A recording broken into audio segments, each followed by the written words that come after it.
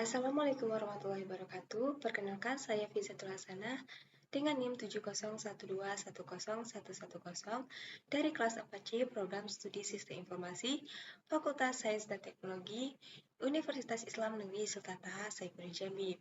Pada video kali ini saya akan menjelaskan mengenai Project Management Office atau PMO. Adapun beberapa hal yang akan kita bahas pada video kali ini, mulai dari definisi PMO, jenis PMO, fungsi PMO, manfaat PMO, keuntungan menggunakan PMO, tugas dan tanggung jawab seorang PMO, jabatan PMO, dan skill yang dibutuhkan oleh seorang PMO. Yang pertama adalah definisi dari PMO. Supaya proyek bisa berjalan sukses dalam sebuah perusahaan atau bisnis, maka sosok yang dibutuhkan adalah Project Management Office atau PMO. PMO adalah tim atau departemen dalam sebuah organisasi yang bertanggung jawab atas manajemen pusat dari semua proyek yang dikembangkan. Menurut PMBOK Grid, PMO adalah sebuah struktur dalam manajemen yang melakukan standarisasi proses yang terkait dengan proyek dan melakukan koordinasi dalam penggunaan sumber daya, metodologi, tools, dan teknik, sehingga tidak dapat dipungkiri lagi bahwa PMO merupakan hal penting dalam bidang project management. Selanjutnya adalah jenis dari PMO. Jenis PMO terbagi menjadi tiga. Yang pertama supportive, yang kedua adalah controlling, dan yang ketiga adalah directive. Yang pertama adalah supportive. Manajemen proyek dengan jenis ini mempunyai peran konsultatif dengan menyediakan berbagai informasi hingga pengalaman berharga dari proyek-proyek sebelumnya.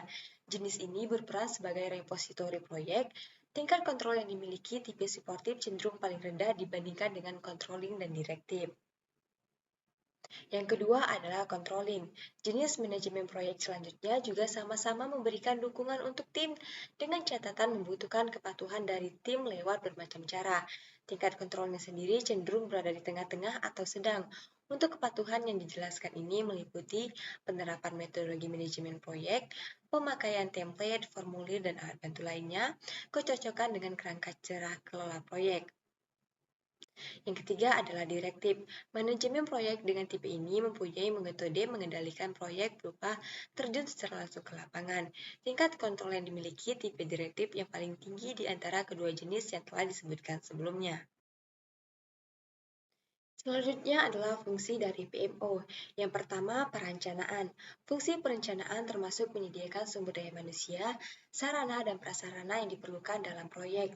Manajemen proyek memiliki kebebasan untuk mendiskusikan topik yang berhubungan dengan taktis dan kedudukan proyek manajemen dengan tim guna merealisasikan, memasarkan, dan mengalokasikan produk.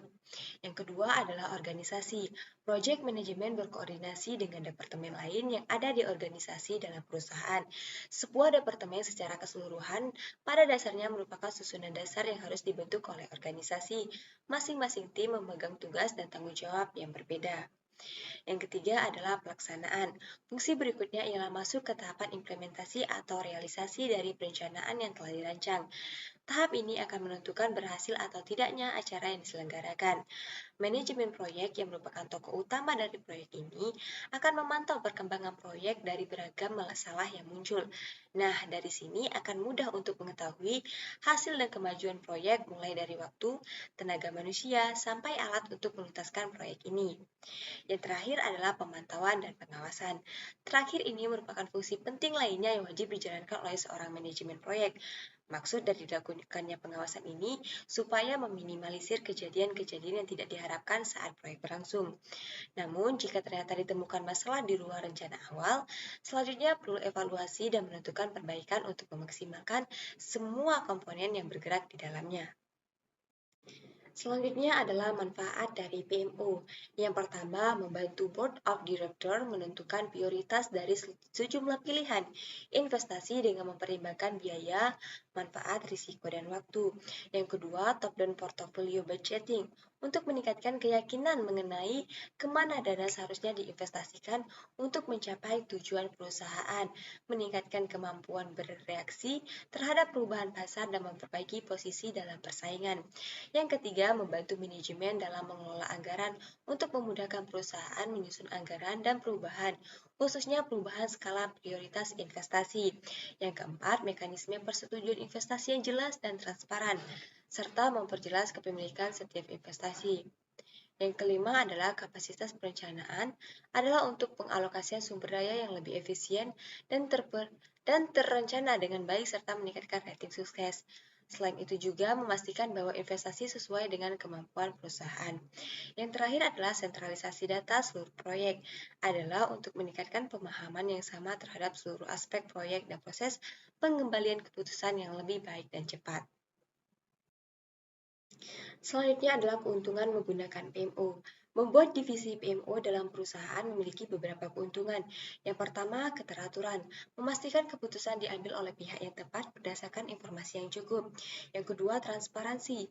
Memastikan informasi yang didapatkan valid dan akurat. Yang ketiga, pemanfaatan. Memastikan penggunaan dokumen dan pembelajaran dari proyek sebelumnya, serta penyiapan template. Yang keempat, pendukungan kesuksesan. Membantu manajer dan tim proyek untuk bekerja lebih efektif dengan memberikan pendampingan pengembangan kapabilitas dan memastikan kualitas. Yang kelima adalah pemantauan, melakukan pengelolaan dokumen dan data-data proyek untuk menjadi kekayaan intelektual sebuah perusahaan. Selanjutnya adalah tugas dan tanggung jawab PMO.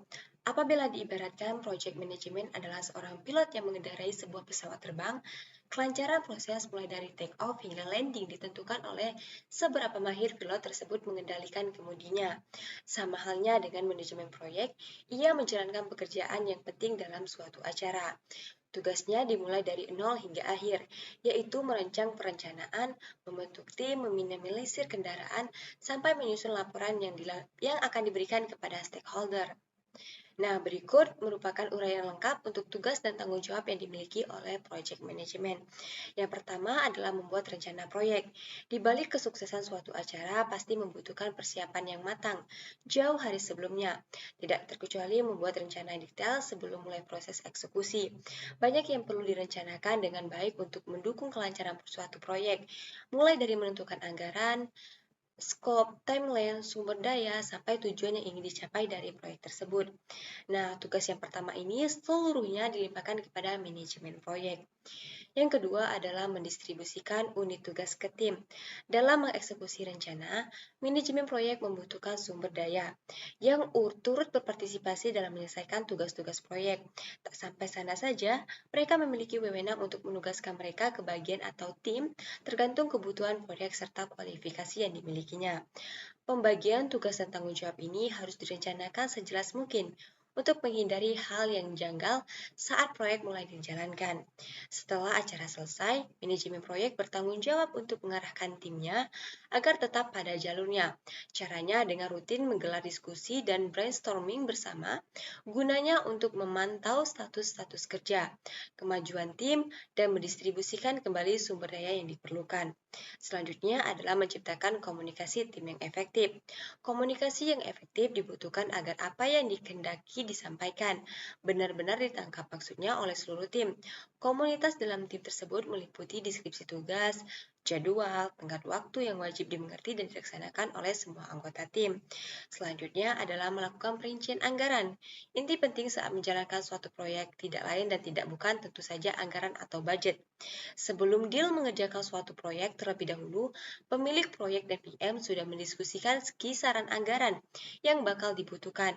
Namun, adanya ketidakcocokan antara perkiraan anggaran saat praproduksi dan pada saat implementasi proyek besar kemungkinan terjadi. Terlebih jika mendadak situasi sekitar proyek berubah seketika. Ambil contoh pandemi COVID-19. Oleh sebab itu, seorang manajemen proyek bertugas untuk memantau pemakaian anggaran yang dimanfaatkan dengan efektif dan efisien.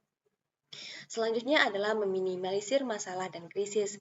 Namanya kendala, masalah, atau krisis dalam suatu proyek pasti ada saja yang muncul secara tak terduga. Maka pada saat itu juga kemahiran manajemen proyek tengah diuji. Ia harus peka terhadap kejanggalan yang mendadak muncul dan cekatan saat menyelesaikan masalah tersebut. Maka untuk meminimalisir hal tidak diinginkan tersebut, seorang project manajemen perlu memetakan perencanaan masalah dan krisis beserta solusi untuk menanganinya jauh sebelum hari H pelaksanaan acara. Selanjutnya adalah monitoring perkembangan proyek dari blueprint. Beranjak ke tugas dan tanggung jawab selanjutnya ialah memantau perkembangan proyek bermodalkan blueprint. Nah, blueprint sendiri artinya adalah sebuah kerangka kerja mendetail yang menjadi acuan dalam pembuatan perancangan strategi, pelaksanaan program, fokus pekerjaan, beserta eksekusi yang mesti dijalankan oleh seluruh anggota terlibat. Apabila selama mengerjakan proyek timbul hal yang melenceng dari blueprint ini, selanjutnya manajemen proyek akan bergegas mengkoordinasikan dengan divisi terkait agar mereka kembali ke jalur yang semestinya. Jika ternyata perubahan tersebut bersifat perlu, maka harus diselaraskan dengan cara mendistribusikan kembali unit kerja berdasarkan sumber daya yang tersedia. Selanjutnya adalah menyusun report untuk stakeholder. Last but not least, tugas dan tanggung jawab yang penting dengan yang lain adalah membuat dokumentasi proyek yang dialihkan ke bentuk report untuk stakeholder. Mereka membutuhkan dokumentasi proyek ini untuk mengetahui sejauh mana kemajuan yang telah dilewati. Report ini terdiri dari informasi detail berhubungan dengan status kemajuan proyek sampai rincian anggaran yang telah digunakan. Pada akhir acara, laporan ini akan diarsipkan menjadi satu oleh manajemen proyek setelah mendapatkan ACC dari pihak yang bersangkutan. Report inilah yang bakal digunakan sebagai portofolio yang menambah proyek serupa di masa depan bagi seorang manajemen proyek. Selanjutnya adalah jabatan PMO. Biasanya dalam suatu Departemen Project Management Office terdapat beberapa jabatan seperti Direktur, Project Manager, Program Manager, Project Scheduler, Project Planner, Project Controller, dan Staf Administrasi. Selanjutnya adalah skill yang dibutuhkan oleh seorang PMO. Nah, tentu saja suatu acara yang berjalan lancar membutuhkan sosok yang mumpuni di baliknya. Berikut skill dasar apa saja sih yang diperlukan oleh seorang PMO? Yang pertama adalah leadership. Seorang manajemen proyek skill yang satu ini harus dipunyai oleh seorang project management office. PM dituntut mampu menumbuhkan motivasi tim, menyelesaikan konflik, dan membuat keputusan. Yang kedua adalah penganggaran. Supaya dana yang dikeluarkan tidak membludak, PM disarankan untuk mampu menjaga dan memelihara anggaran di tiap bidang sesuai dengan anggaran yang telah disepakati bersama. Yang ketiga adalah tim manajemen. Sebagai seorang yang memiliki peran penting dalam suatu acara, manajemen proyek bakal sering berkoordinasi dengan berbagai tim atau divisi secara berbarengan. Maka dari itu, kemampuan mengatur waktu wajib hukumnya dikuasai oleh. Yang terakhir adalah kemampuan analitis. Tentu saja yang namanya acara tidak akan lepas dari kemungkinan munculnya rintangan dan halangan yang bisa menghambat jalannya acara. Oleh karena itu, seorang PM harus gesit dan tanggap ketika masalah tersebut muncul. Kemampuan analitis ini diperlukan untuk menganalisis data dan membuat keputusan yang akan mengaruhi proyek secara berkala. Baiklah, sekian video kali ini mengenai Project Management Office. Saya ucapkan terima kasih. Wassalamualaikum warahmatullahi wabarakatuh.